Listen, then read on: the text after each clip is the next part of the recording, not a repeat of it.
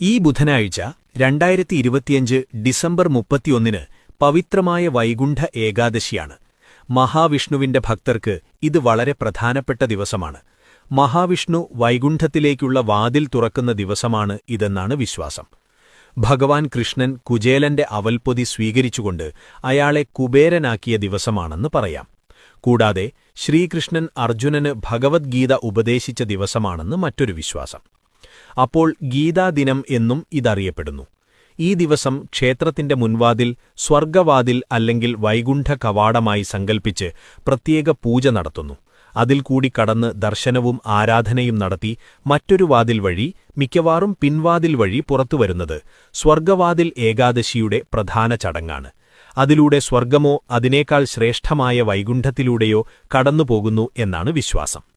മരിച്ചുപോയവരുടെ പിതൃപ്രീതിക്കായി വഴിപാടുകൾ നടത്തുവാനും പാവങ്ങൾക്ക് ഭക്ഷണം, വസ്ത്രം, കഴിവുപോലെ മറ്റു സഹായങ്ങൾ എന്നിവ ദാനം ചെയ്യുവാനും പറ്റിയ ദിവസമാണ് ഇതെന്നാണ് വിശ്വാസം.